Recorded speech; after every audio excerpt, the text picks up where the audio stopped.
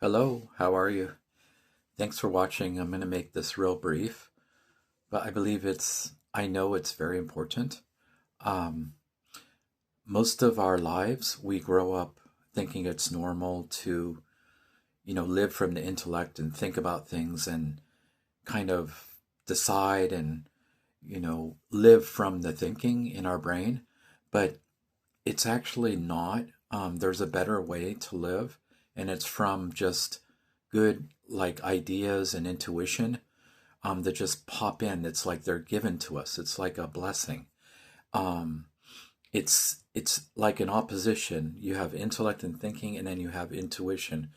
You can call intellect and thinking to mind at any time, but intuition is different. It's a blessing from heaven, and it's there within us, but it comes in its time, not because we just, like call for it.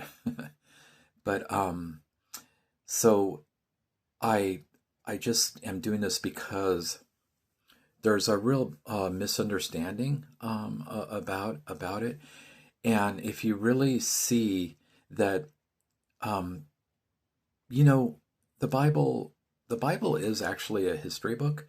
There's a lot of archaeological proof that it is actually history.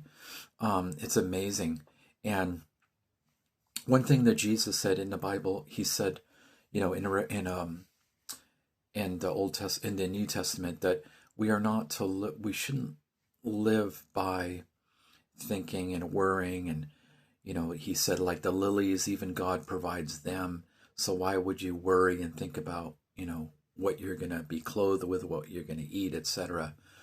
So he's really saying the same thing. Don't live in your thinking and worry. Just live in the moment. It's the way we lived when we were very little.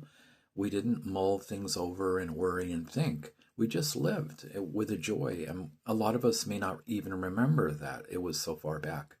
So, and he said, don't prepare what you're going to say. Don't think in advance what you're going to say.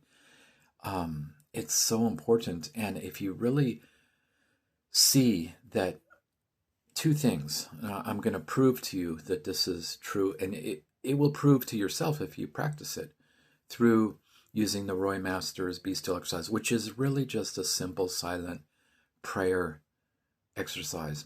That's all it is. It's so simple. And it's on YouTube. I'll put links in here. But if you really practice it, you'll see that two reasons why you definitely don't want to live in your thinking and intellect. That does seem like it's normal because we've gotten so adapted to it, that there's doubt that will pop up in the mind, even doubt about God. And then there's, what's the other thing? See, I didn't pre-plan this, um, so there's doubt, and then there's, oh yeah, anxiety and worry. So those two things, doubt and worry, come in the thinking. They'll come, and sometimes they may come almost like an idea, but they're coming in the same mode that all the worry and the thinking is coming. It's the same. It's the same program. In other words, in the mind, it's the same spirit. So that just itself is a great reason why we want to always watch it and separate from it, even as as it's happening, or we lose ourselves in it, and then we take a step back and we see, because when you don't live from that, you don't have doubt. You know about God. It's like for sure, like 100%, because it's not from the thinking.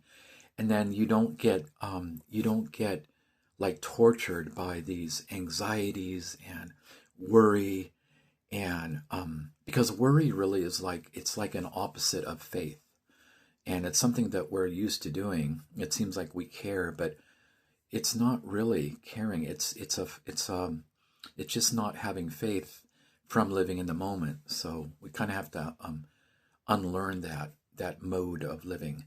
So just be free and learn this. Get on this path, please. It's just way better. It's way better. And then you won't be stressed out. You won't have all these ailments and diseases from stress, from worry. Worry creates stress. The cells in your body will change and morph and turn into illness just from stress, from worry. Okay, I hope I made my point to you all, and God bless you. Thank you for watching.